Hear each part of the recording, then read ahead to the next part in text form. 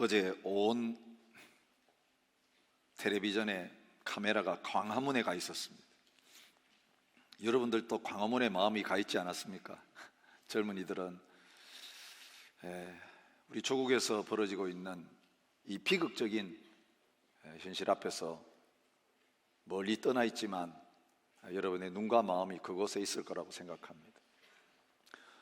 무엇이 100만 명의 사람들을 그 거리로 쏟아져 나오게 만들었을까?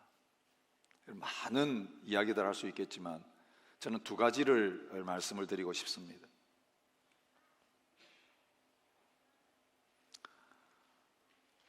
대통령이 누구를 섬겨야 되는지 법에 정해놓은 주인이 있는데 그 주인을 무시하고 다른 존재를 주인으로 섬겼기 때문에 그 주인들이 길거리로 나와서 칼끝을 그에게 향하면서 주권 내놓으라고 그러게 외치는 현장이 아니었나 생각합니다. 모든 주권은 국민에게서부터 나오는 것이 민주주의의 원칙입니다. 국민이 그를 대통령으로 세워주었습니다. 그런데 그에게는 다른 주인이 있었습니다. 국민들이 뭐라고 하는가는 안중에도 없고 그 한 사람 눈치 보면서 물론 처음에는 도와달라고 해서 도와주었겠죠. 코디하는 그 정도 수준으로 끝났으면 무슨 문제가 되겠습니까? 그런데 가장 중요한 나라의 통치의 근간이 되는 정책에서부터 모든 방향과 결정을 행사하는 그 자리까지 일일이 영향력을 행사하는 데서부터 결국 그는 주인이 되었고 그 주인을 위해 더 충성했기 때문에 결국 그 국민들을 돌보지 못하고 섬기지 못하는 자리에 쓴 것이 근본적인 조국의 문제요, 대통령의 문제라고 생각합니다. 또 한 가지 있습니다. 이제는 그 죄가 드러나서 모두가 알게 되는데 초등학생도 알고 중학생들도 아는데 사법부가 정의를 실현하지 못한 거기에서 국민들이 그것을 바로잡자고 길거리로 나오는 이런 일이 벌어졌다고 생각합니다. 여러분, 우리가 하나님 앞에서 동일한 자리에 있다고 믿습니다. 하나님께서 오늘 저와 여러분들에게 여러 가지 적들을 주십니다. 대적들을 허락하십니다. 공경에 받들이시고 때로는 코너로 모셔서 이제는 꼼짝 달싹할 수 없는 그런 자리에 있게 하실 때가 있습니다. 지금 이스라엘 백성들이 처해 있는 영적 상황 마찬가지입니다. 아수르에 의해서 북왕국 이스라엘이 망하고 아수르의 군대가 와서 예루살렘까지 포위하면서 풍전등화의 위기에 있는 이런 조국의 상황 속에서 미가 선지를 통해서 하나님께서 자기 백성들에게 말씀하시는 내용을 우리가 미가서를 통해 지금 묵상하고 있습니다. 이 백성들이 왜 거기까지 가게 되었을까요? 왜 왕들이 폐위되어지고 이제는 왕도 없고 지도자도 없고 나라도 없는 그 자리까지 이스라엘은 갈 수밖에 없었을까요? 결국은 주인으로 섬겨야 될 하나님 대신에 하나님의 백성들이 다른 것들을 주인으로 섬기면서 주인 바꿨기 때문에 주인이신 하나님께서 그 아수르를 몽둥이로 쓰시면서 그 백성들 다시 찾으시면서 나는 너의 하나님이고 너희는 내 백성이다. 그러면 하나님의 주권 선언을 하시는 현장이 바로 아수르의 공격을 통해서 전쟁을 경험하고 모든 것을 빼앗기고 고통 속에 놓여졌던 하나님의 백성들의 현실이었습니다. 하나님은 그 백성들 다시 자기 백성으로 되찾으시기 위해서 원래 자리, 있어야 될 그 자리에 돌려놓으시기 위해서 공평한 판결이 내려지는 법정을 하나님이 직접 오셔서 열고 계십니다.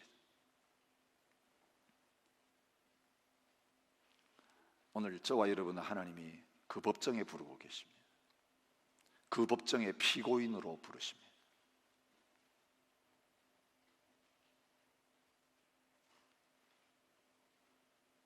여러분, 나를 힘들게 하고 어렵게 하는 그 사람 좀 처리해 주세요. 그 문제 좀 해결해 주세요.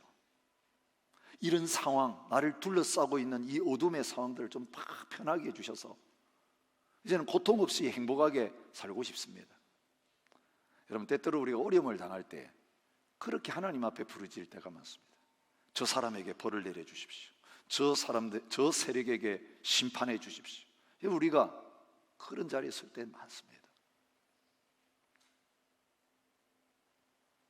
북한의 공산 정권을 향해서 그 통치자들을 향해서 그렇게 기도하기 쉽습니다. 다시 우리 대한민국을 향하여서 위협을 가하고 있는 일본 사람 보면서 그렇게 기도할 수 있습니다. 중국을 바라보면서 그렇게 기도할 수 있습니다. 기독교의 신앙의 자유를 송두리째 위협하고 있는 무슬림들과 IS의 세력들을 향해서 우리가 그렇게 기도하기가 너무 쉽습니다. 저들을 벌하십시오. 저들을 심판해 주십시오. 여러분, 하나님께서 지금 이스라엘 백성들 괴롭게 하고 힘들게 하는 그 아수르 사람들을 향하여 선지자들을 통해서 칼끝을 겨냥하신 것을 우리가 이미 묵상했습니다. 요나 선지를 통해서 하나님의 준엄한 심판의 칼끝이 그 니느웨를 향하고 있다는 걸 드러내 주셨습니다.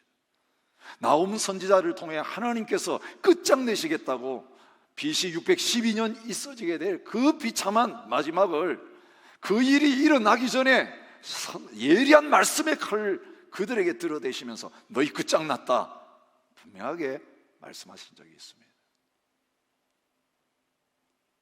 근데 그게 끝이 아니었다는 게 문제가 있는 것입니다.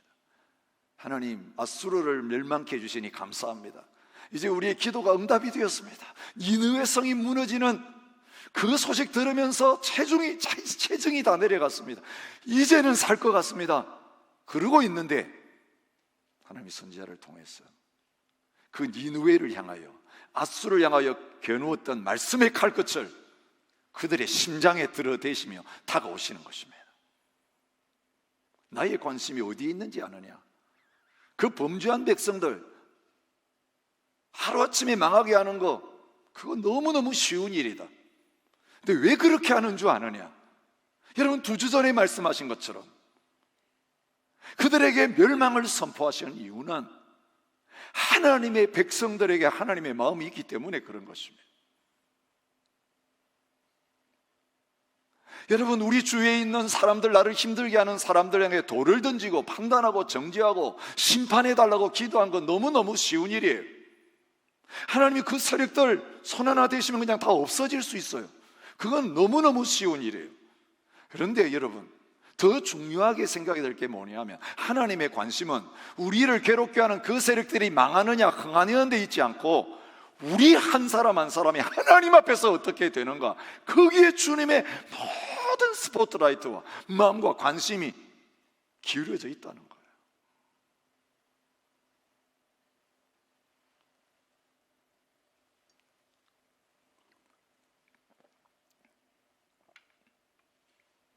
어쩌면 우리가 잘 된다면 하나님은 더 큰 강적을 우리에게 보내실 거예요. 더 큰 문제를 우리에게 허락하실 거예요. 우리가 잘 된다면. 그렇게 울고불고 힘들고 어렵다고 그래가지고 하나님이 좀 도와주셔서 해결해 주셨는데 결과를 보니까 그 문제 해결되기 전보다 더 마음이 풀어져 있고 더 세상으로 나가 있고 하나님 사랑은 어디 간지 다 식어버렸고 겉으로는 너무너무 잘 돼 있는데 영적으로는 죽음을 향하여 가고 있는 자리에 있다면 하나님 보실 때에 어떤 것이 더 아름답고 귀한 것이라고 말해주겠습니까? 독재정권 시절에 우리가 눈물로 기도하면서 선지자적인 부르짐하면서 감옥에 들어가고 그러면서 민주화를 찾아냈습니다. 배고프고 힘든 시절 먹을 것만 주시면 괜찮겠다고 생각했던 그 시절이 있었는데 기도하고 부르짖어서 잘 사는 나라가 되었습니다. 그런데 그 민주화가, 그 경제적인 번영이 오늘 하나님의 교회와 하나님의 백성들을 어떻게 만들었습니까? 하나님이 자유를 가져가시는 이유가 있습니다. 민주주의 다 무너지게 하시는 이유가 있다고 저는 믿습니다. 지금 한국 경제를 헬조선이라고 부를 만큼 완전히 밑바닥에 들어가게 하시는 이유가 있습니다. 그것은 하나님의 사랑하는 백성과 하나님의 교회가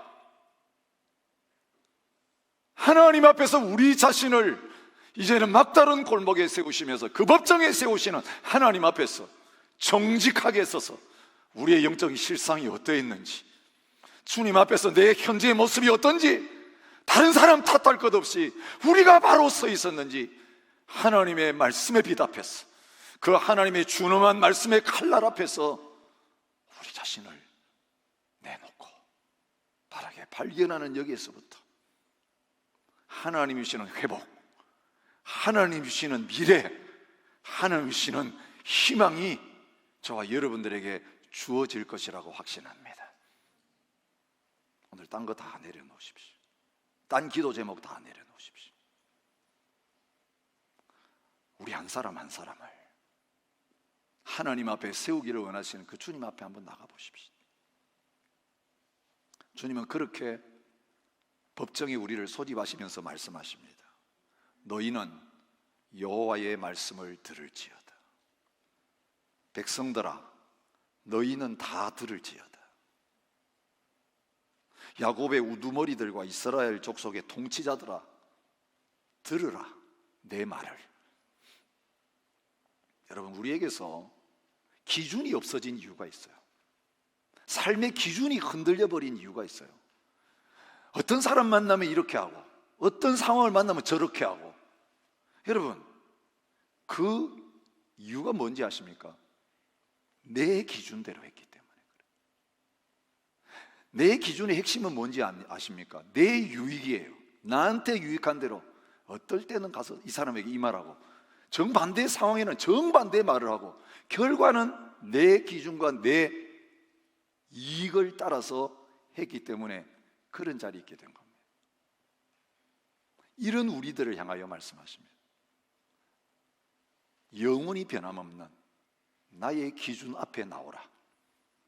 너희는 내 법 앞에 서라. 내 말을 들으라. 너 목소리 좀 내려놓고, 사람들이 지금 너한테 무슨 말 하는가 거기에 따라 왔다 갔다 하지 말고 변함없는 나의 존재 앞에, 내 말씀 앞에 너 자신을 내려놓으라. 여러분, 우리가 예배해야 될 이유가 여기 있는 것입니다. 우리가 말씀 앞에 나가면서 매일매일 묵상해야 될 이유가 여기 있는 것입니다. 성경을 더 열심히 공부하면서 말씀 앞에 가야 될 이유가 여기 있는 것입니다. 너희는 들을지어다, 이것은 하나님의 법정 앞에 나오라고 부르시는 하나님의 소환장입니다. 그런데 그 법정에는 하나님의 백성들이 피고로 끌려와 있습니다. 하나님의 백성들, 이제는 이방민족을 그 피고로 세웠던 그 자리에 세워놓고 자기 백성과 변론하시며 이스라엘과 변론하시는 하나님의 모습을 보여줍니다. 오늘 본문에 쓰여지는 용어가 법적인 용어입니다. 변론, 증언, 그런 말씀이 반복해서 나오고 있는 것을 볼 수 있습니다. 내 백성아, 내 백성아. 여러분, 다른 말로 하면요, 자기 자식을 그 법정에 세우시는 아버지의 모습이에요. 자기의 아내를 그 법정에다가 세우면서 그 아내를 재판하는 자리에 서 있는 남편의 모습으로 내 백성아, 그렇게 말씀하십니다. 내하고 아무 관계없는 사람에게 판결을 내리는 건 너무 쉬워요. 그냥 법대로 하면 돼요. 그런데 그 사람이 내 가족일 때, 내가 사랑하는 사람일 때, 그 사랑하는 사람을 피고석에 앉혀놓고 그를 신문하고 그를 판결하는 자리에 있는 그 재판장의 가슴은 갈기갈기 찢어지는 거. 하나님이 여러분 그런 마음으로 저와 여러분들을 그 하나님의 법정 앞에 부르고 계시는 것입니다.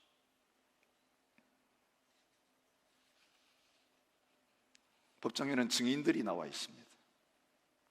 산을 향하여 변론하며 작은 산들이 내 목소리를 듣게 하라. 너희 산들과 땅의 견고한 지대들아, 너희는 여호와의 변론을 들어라. 하늘과 땅을 증인으로 소집하고 계시는 것을 봅니다. 이 하늘과 땅을 왜 불렀을까? 여러분, 선지자들이 이 하나님의 백성들을 법정으로 소집하는 이걸 하나님의 언약 소송이라고 학자들이 이야기해요.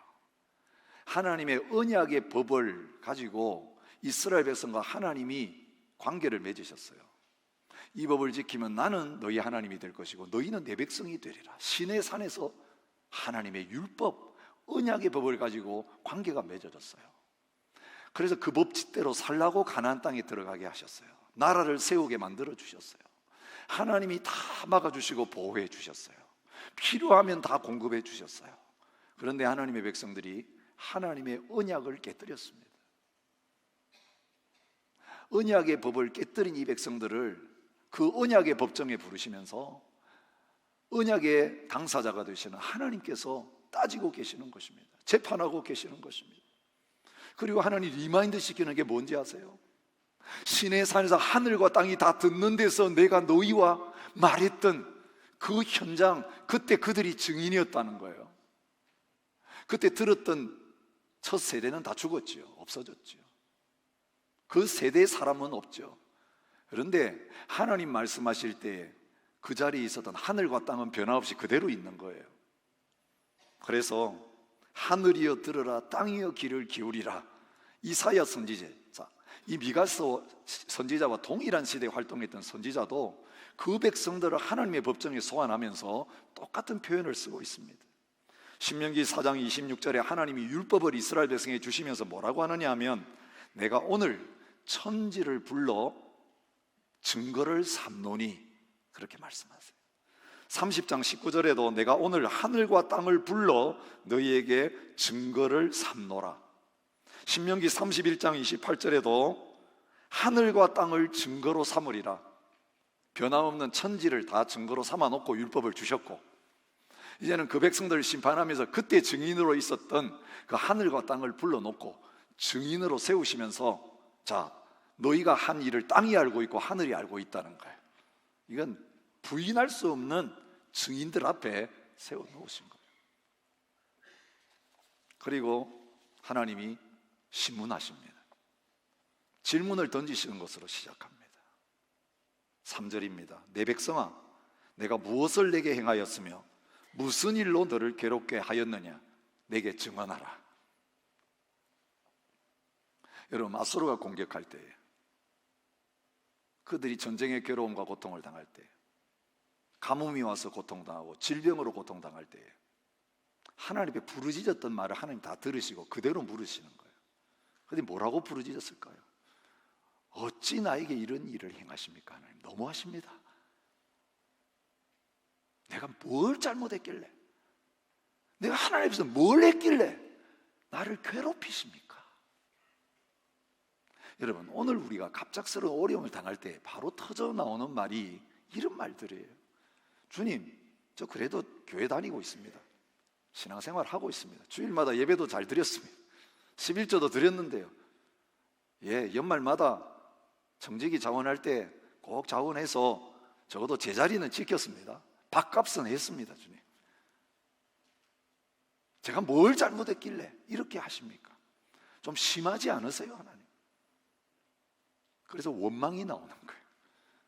하나님 앞에 이런 질문을 자꾸 던지는 거예요. 괴롭히려면 더 나쁜 저 나라를 완전히 망가뜨리셔야지.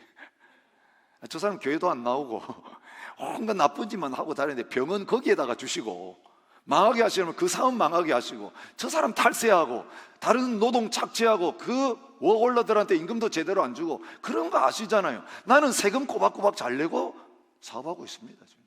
나는 정직하게 하고 있는데, 아니 나한테 이런 어려움을 주시다니, 하나님 도대체 뭐하고 계십니까? 여러분 같으면 그렇게 반응하지 않으시겠어요? 근데 하나님 말씀하십니다. 내가 뭘 행했느냐고? 내가 어떻게 너희를 괴롭혔느냐고?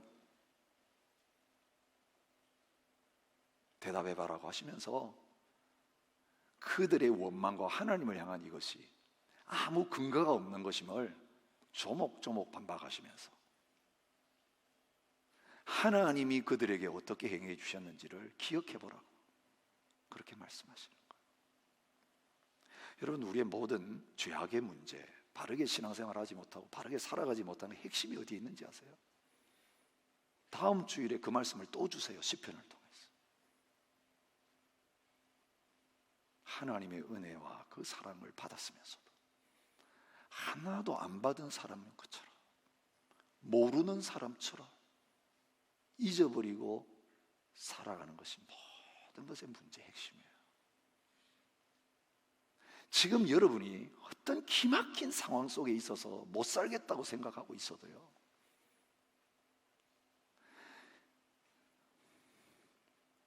나를 힘들게 하고 어렵게 하는 그 사람보다도 사실 내가 하나님을 더 힘들게 하고 어렵게 했는데, 그때 하나님이 나한테, 내가 원수 되었을 때, 내가 죄인 되었을 때, 하나님 모르고 살아가던 그때 이런 나를 하나님이 어떻게 대해 주셨는가를 생각하고 바로 깨닫기만 하면 그 순간 하나님 문제 끝입니다. 이건 아무 문제도 아니네요. 감사합니다. 하나님 고맙습니다. 우리의 원망 그것으로 끝나고, 우리의 미움 그것으로 끝나고, 판단과 정죄의 말 그것으로 끝나고, 이웃사랑에 불 끓어올랐던 분노 그것으로 단방에 끝나게 되어지는 그런 일들이 있어지게 될 겁니다. 여러분, 그 은혜를 다시 되찾을 수 있는 저와 여러분 되시기 바랍니다. 여러분, 신앙생활하면서 아직까지 이 은혜를 받아보지 못한 분이 있으면 여기서부터 시작하시기를 바랍니다. 교회 나와가지고 뭐 열심히 하는 거, 내 지은 죄가 많기 때문에 이렇게라도 하면 하나님 앞에 죄를 좀 갚을 것 같아서, 그거 아니에요. 하나님이 원수와 같은 나에게 어떻게 행해 주셨는지, 십자가에서 나에게 베풀어 주신 그 놀라운 은혜와 사랑, 받은 은혜와 사랑, 베푸시고자 하는 그 하나님의 크신 은혜와 사랑의 현장 앞에 다시 나가서 서시는 저와 여러분이 되시면, 여러분, 오늘 우리의 운명이 바뀌고 인생이 바뀌는 그런 놀라운 역사들이 일어나게 될 줄 믿습니다. 안 되던 게 되져요. 그렇게 되면 하나님 말씀 지키기가 너무 힘들어요. 용서가 안 돼요. 왜 용서가 안 되는지 아세요? 내 힘으로 하려고 하니까 안 돼요. 근데 하나님의 은혜가 덮이면 되는 거예요. 여러분, 물이 떨어지고 가뭄이 임하고 비가 안 내리면요, 개울이 마릅니다. 물은 흐르는데 거기에 배를 띄울 수가 없어요. 배를 띄우면 돌에 자꾸 부닥치는 거예요. 그래서 나갈 수가 없어요. 여러분, 배를 지고 갈 수도 있어요. 얼마나 힘들어요. 그런데 갑자기 폭우가 쏟아져서 그 개울에 물이 가득 차게 되면 배는 저절로 흘러가게 돼 있어요. 장애물은 다 감춰지게 돼 있어요. 우리의 신앙생활을 방해하는, 우리가 하나님의 나음을 방해하는 온갖 바위 투성이에 우리가 딱 자초돼 있어요. 사방이 다 바위 투성이에서 이제는 배가 나가지 못하고 꼼짝달싹하지 못해요. 하나님, 바위를 없애주세요. 하나님, 배를 지고 갈 수 있는 힘을 주세요. 이렇게 해야 될 게 아니고, 하나님 비를 내려주세요. 그러면 끝나요. 하나님 비를 내려주시면 물이 차오르고 배가 떠오르고 그냥 쓱 물의 힘으로 가는 게 신앙생활이고 우리의 믿음의 삶이에요. 어려운 게 아무것도 없어요. 어려움이 다 은혜 속에 잠겨져 버려요. 사람 문제 안 돼요. 사랑의 눈으로 바라볼 수 있어요. 나에게 은혜가 없으니까, 은혜가 떨어지니까, 은혜를 기억하지 못하니까 받은 게 충분한데도 더 달라고 모자라다고 하나님 앞에 늘 헐떡거리고 늘 굶주린 인생, 신앙생활 하게 되는 거죠. 하나님 다시 리마인드 시켜주십니다. 내가 너를 애굽 땅에서 인도하여 내어 종 노릇하는 집에서 속량했다. 지금 너희가 누리는 자유가 누가 준 거냐? 너희 종이었다. 영원히 종들어야 할 존재인데 그때 우상 숭배하고 있었고 나를 제대로 찾지도 않았어. 애굽에 안주하고 있었어. 주인들이 던져주는 고기 덩어리 먹으면서 이 고기 덩어리만 잘 먹고 산다면, 그 양념이 너무너무 좋아서 이 음식 여기서 먹고 살 수 있다면 종도 괜찮아 그러면서 그 자리에 있었던 너희들이었어. 내가 아브라함에게 세운 언약을 기억하고 거기에서 내가 값을 대신 주고 너희를 풀어줬다는 거예요. 속량이라는 것은 대가를 대신 지불하고 살려주신 그걸 가르치는 거예요. 너희에게 좋은 지도자 내가 세웠다. 모세와 아론과 미리암을 내 앞에 보냈느니라. 여러분 아세요? 좋은 영적 지도자를 얻는 거, 교회가 좋은 목사님들, 좋은 장로님들, 좋은 권사님들, 좋은 집사님들, 영적 지도자들 가지게 되는 거 하나님의 은혜입니다. 한 나라가 좋은 통치자를, 백성을 사랑하고 정의를 행하는 그런 행정, 입법, 사법부의 리더들을 가지는 거 하나님의 은혜입니다. 그런데 그 지도자들 내가 다 보냈다는 거예요. 광야에 필요한 지도자들은 광야에서 보냈고,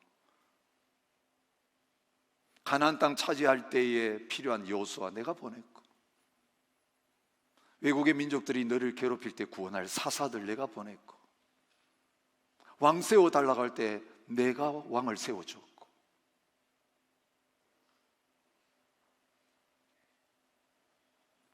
그들의 저주를 축복으로 바꿔주신 사건을 5절에서 말합니다. 너는 모압 왕 발락이 꾀한 것과 부올의 아들 발람이 그에게 대답한 것을 기억해라. 발락이 발람에게 돈 줘가지고 이스라엘 백성 저주하려고 했습니다. 하나님이 어떻게 바꿔놓으셨습니까? 사실 광야에서 수없이 원망하고 금송아지 숭배하고 배반한 이들, 그래 실컷 저주하고 끝장내라, 내버려 두실 수 있었어요. 저주받아 마땅한 존재예요. 하나님이 이 저주받아 마땅하고 하나님의 말썽거리인 이 백성들을 향하여 당연히 해야 될 저주를 하려고 하는 선지자를 막으셨습니다. 그 저주를 하지 못하게 하시고 축복하게 만드셨어요. 저주받아 마땅한 자들에게 축복하신 하나님, 이게 하나님이 그들에게 베풀어 주신 은혜입니다. 기업을 주신 하나님입니다. 5절에 시딤에서부터 길갈까지의 일을 기억하라. 하나님 앞에서 범죄하고 원망하다가 우상숭배하다가 행음하다가 죽어야 마땅할 그들 하나님이 회복시키셔서 그 대적을 이기게 하시고 가나안 요단강 동쪽을 차지하게 하시고 요단강을 건너게 하시고 여리고를 점령하게 하시고 시딤에서 길갈까지 인도하시고 그들에게 기업의 땅을 주신 하나님. 여러분, 이 모든 것의 조건이 뭔지 아세요? 그들은 받을 자격이 하나도 없었는데, 저주받을 짓만 했는데 하나님 그거 참으시면서, 그거 다 알고 계시면서 하나님의 언약 지켜주셨다는 거예요. 그래서 하나님이 결론적으로 이렇게 말씀하세요. 나 여호와가 공의롭게 행한 것을 알리라. 여러분, 우리 조금 잘해놓고요, 조금 어쩌다가 하나님 앞에서 조금 잘해놓고요, 하나님 앞에 어려움 당하면 부당하십니다 이렇게 따지고 있어요. 공의의 하나님이시여 저 사람 심판하시고 공의를 내려주십시오. 네, 하나님 말씀하십니다. 내가 너희에게 공의를 베풀었다고 하십니다. 근데 이상한 공의예요. 여러분, 우리가 오해해요, 하나님의 공의를.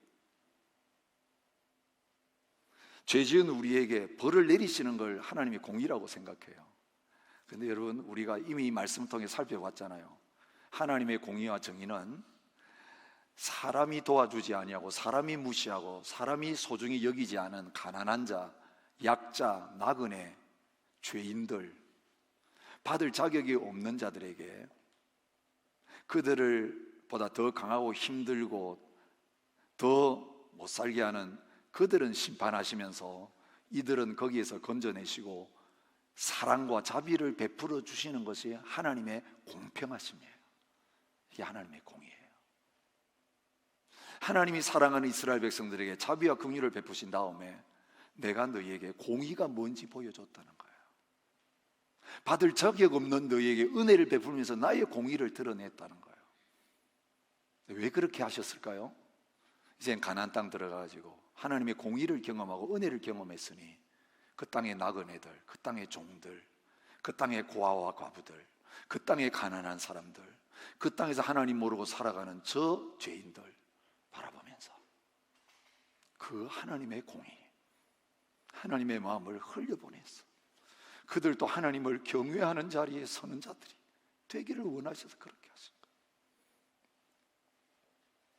그래서 가나안 같은 가정을 주신 거예요.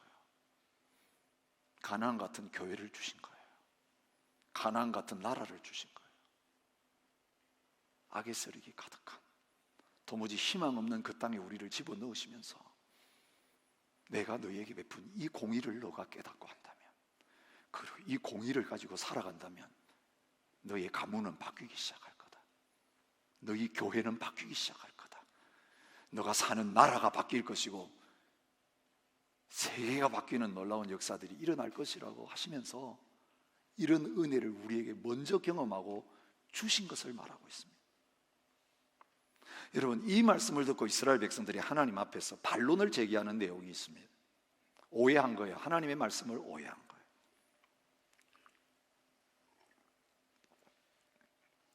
오늘 우리가 신앙생활 하면서요, 오늘 이 오해를 제일 많이 하고 있다고 저는 생각해요. 내가 무엇을 가지고 여호와 앞에 나가며 높으신 하나님께 경배하면 되겠습니까? 번제물 1년 된 송아지 드리면 되겠습니까? 천천의 수양, 만만의 강물 같은 기름을 하나님 앞에 드리면 좋아하시겠습니까? 아니면 내 아들 드릴까요? 내 자녀 다 드릴까요? 근데 뭐 위해서 드린다고 말합니까? 내 허물을 위하여, 내 영혼의 죄 속죄하기 위해서, 이런 거예요. 여러분, 속죄하려고 신앙생활 하시는 분들이 있어요. 이건 이슬람 신앙하고 똑같습니다. 이건 불교 신앙하고 똑같습니다. 지은 죄가 많아서 이걸 내 삶을 통해 갚아내야 되겠다는 거죠. 그래서 그걸 다 갚아야만 죄가 없어진다는 거예요. 예수 믿기 전에 주로 험악한 삶을 사셨던 분들이 은혜 받고 나서 열심히 헌신하고 봉사하시는 경우를 보게 됩니다. 이건 바른 거예요. 이런 나를 사랑하시고 구원해 주셔서 너무너무 고마워서 감사해서 시키지 않았는데도 늘 주님을 섬기는 게 너무너무 좋아요.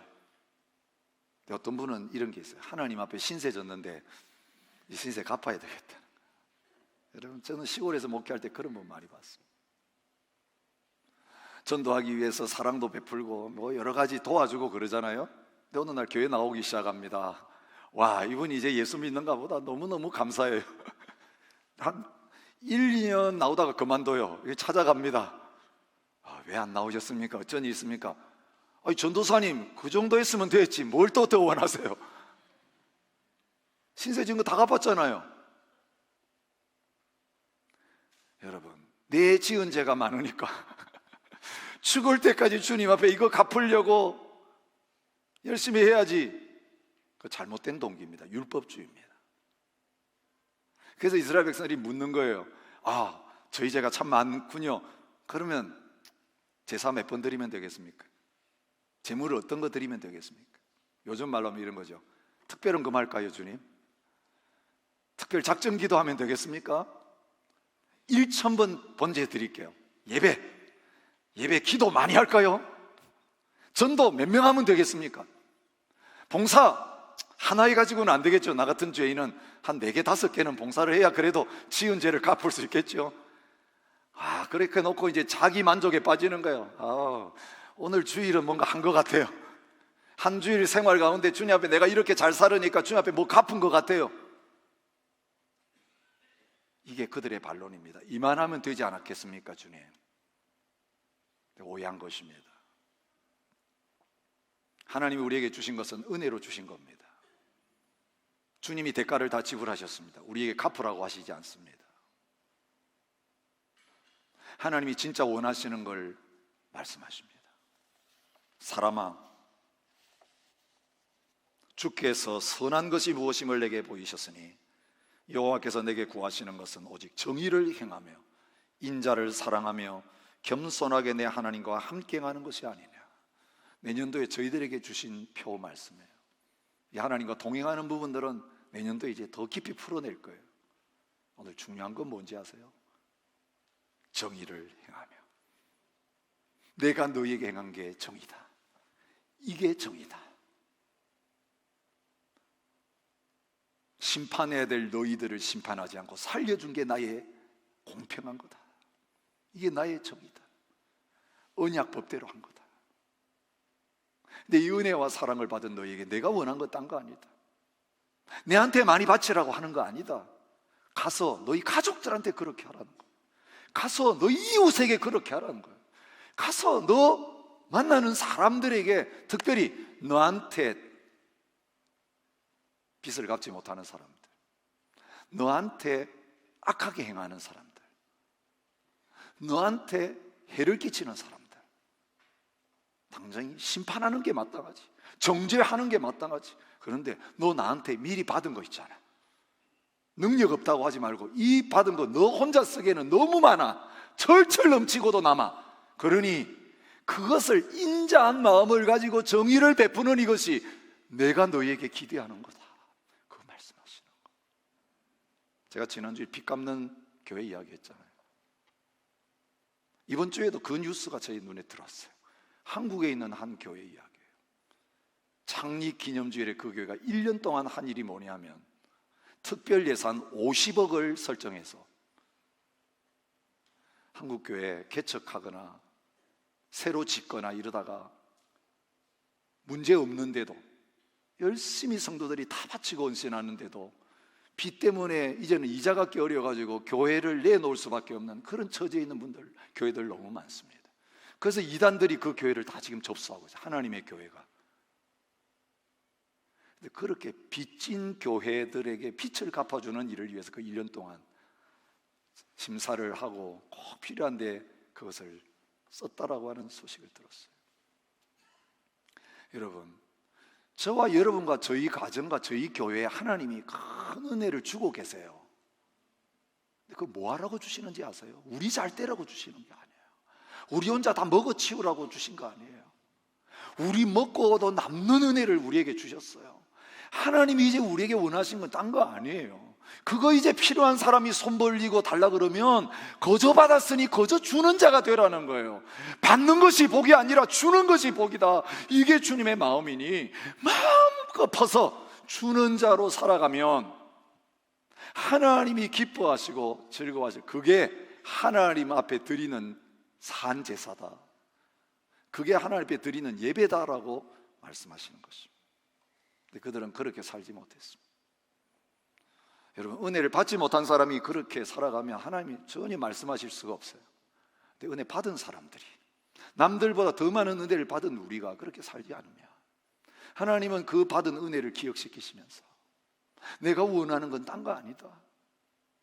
너 가장 가까운 사람에 은혜에 필요한 사람이 있으면 거저 받은 것 가지고 나눠주는 그거, 거기에 십자가가 나타나고 부활의 능력이 나타난다. 거기에 하나님의 사랑이라는 게 드러나서 그렇게 행할 때 그들은 하나님을 만나고 죽게 돌아오는 역사가 일어날 것이기 때문에 그렇게 하라고 하시는 겁니다.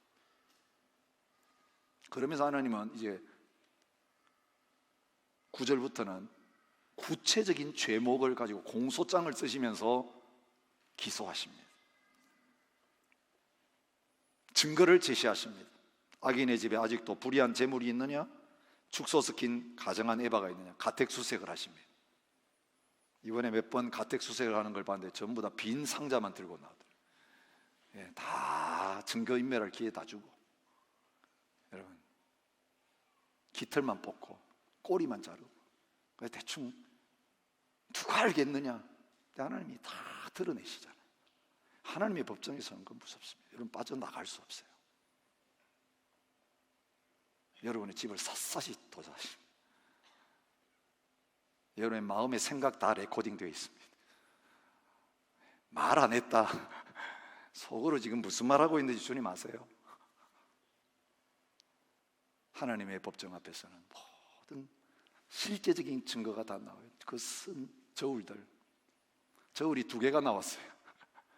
하나는 물건 살 때 쓰는 저울, 그거는 굉장히 무거워요.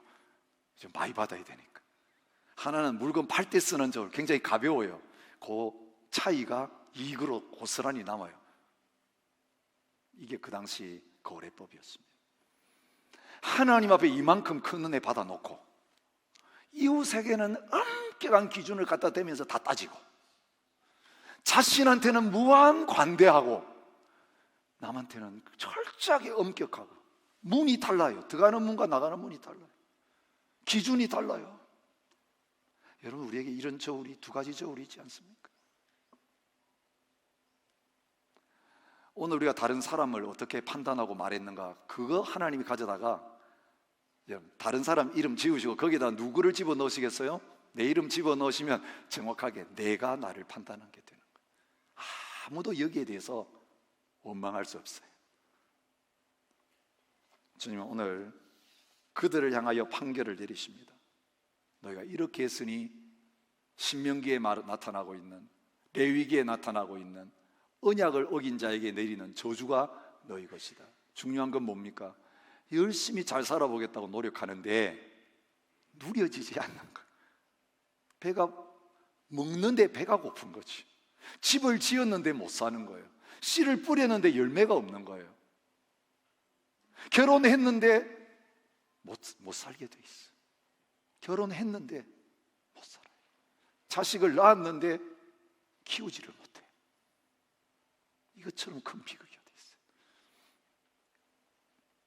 1년이 지나가는 지금 내 신앙 생활의 연조가 얼마인지 상관없이 한번 계산해 보십시오. 나는 수고한 대로 먹고 있는가?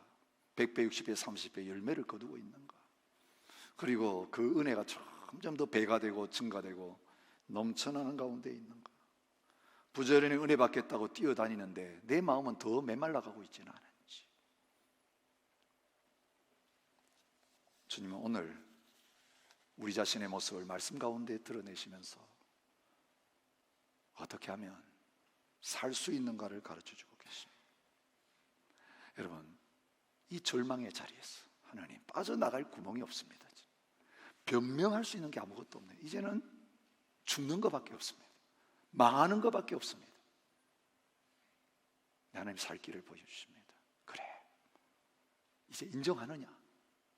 너 죄인인 거 인정하느냐? 너 죽어야 될 죄를 지었다는 거 인정하느냐? 여러분, 축복의 첫 발걸음은요, 내 죄를 깨닫는 데서부터 시작해요. 하나님 앞에 시인하고 자백하는 데 시작해요. 많은 게 우리는 죄 짓고 살면서 이걸 죄로 못 느끼고 살아요. 시대가 다 그런데 하나님, 남들도 다 그렇게 사는데 뭐 그것 가지고 그러세요?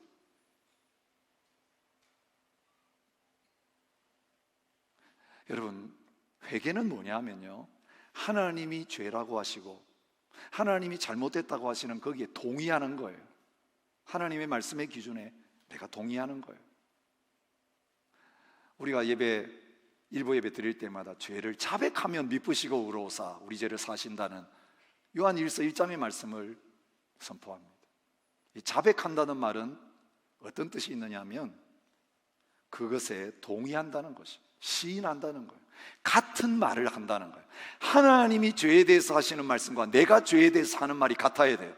하나님이 이거 죄라 그러는데 나는 좋은 거예요 이야기하고, 그건 말이 다른 것입니다. 오늘 저와 여러분의 생각과 말이 하나님의 말씀과 일치되어지는 은혜가 있으시기 바랍니다. 그럴 때 나는 죄인입니다, 저를 떠나소서. 나를 불쌍히 여겨서 나는 죄인입니다. 나는 죄인 중에 괴수입니다.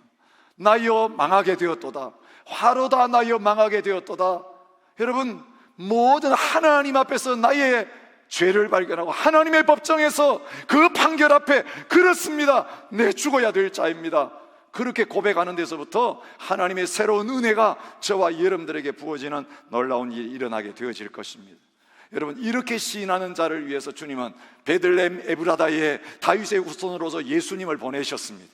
그분이 우리 죄를 대신 지시고 십자가에서 죽게 하셨습니다.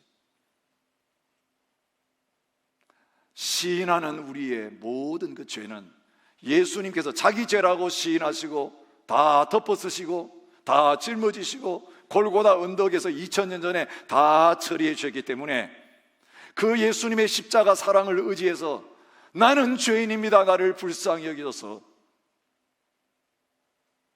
당신의 나라 이를 때 나를 기억해 주십시오라고 부르시는 자에게 오늘 너가 나와 함께 낙원에 있으리라는 주님의 선포가 있게 될 것입니다.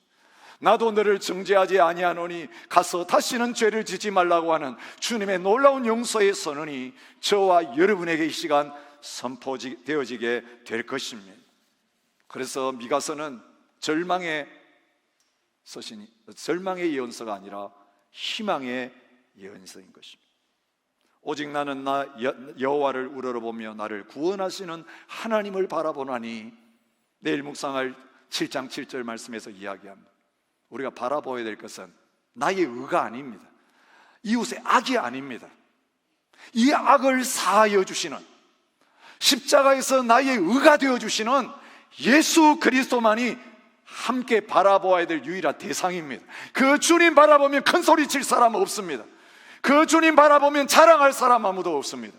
그 주님 바라보면 용서하지 못할 죄인이 아무도 없습니다. 그 주님 바라보면 그 주님의 은혜 때문에 주의 말씀을 순종하며 언약의 백성에게 살아가는 이 삶이 되어지는 역사가 나타나게 될 줄 믿습니다. 한 사람의 이야기를 소개하고 말씀을 마치겠습니다. 한 아버지 때문에 어려움을 당한 자매님의 이야기예요. 외도로 아버지는 그 모든 가족들을, 특별히 그 어머니를 슬픔과 눈물의 시간을 보내게 했습니다. 아버지는 돌아가시고 지난 일이 되었는데도 항상 어려움만 당하면 아버지 탓, 아버지 때문에 내 인생이 이렇게 망가졌다, 그것이 떠나지 않았습니다. 아버지가 살아있을 때도 아버지 아예 없는 아버지처럼 되었습니다. 늘 화가 나고 원망스러웠습니다. 가장으로서, 남편으로서, 아버지로서 용납할 수 없는 죄를 지었다고 생각했습니다. 그런데 이 자매님이 하나님의 은혜를 경험했습니다. 예수님을 만났습니다.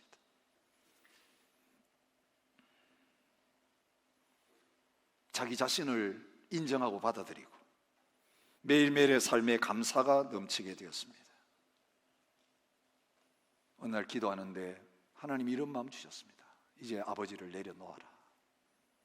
아버지를 용서해라. 용서한다는 말이 안 나와서 목에 뭐가 걸려있는 것처럼 선포가 되지 않았습니다. 아버지를 용서해라.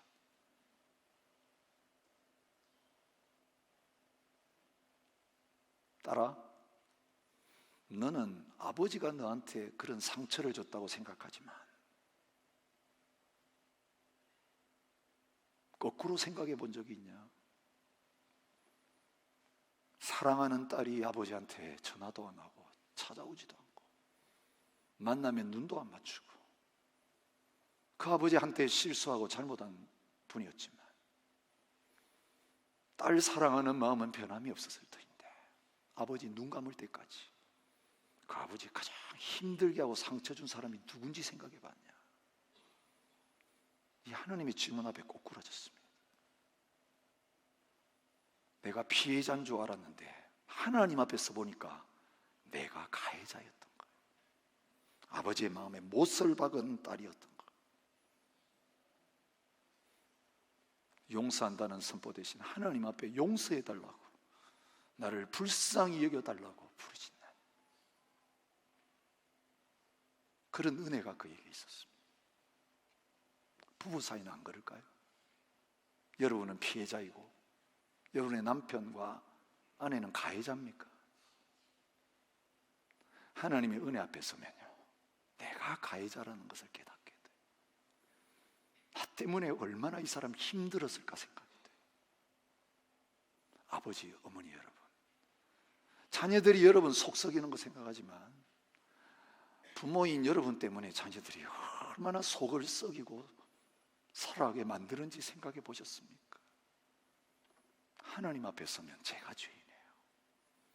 내 죄 문제가 해결되고 이 은혜가 회복되면 변화된 나를 통해서 배우자가 바뀌고 부모님이 바뀌고 자식이 바뀌고 나를 만나는 모든 사람들의 관계가 바뀌어지는 놀라운 역사가 일어나게 될 줄 믿습니다. 오늘 그 시간 되시기를 바랍니다. 그 주님께 나가십시오.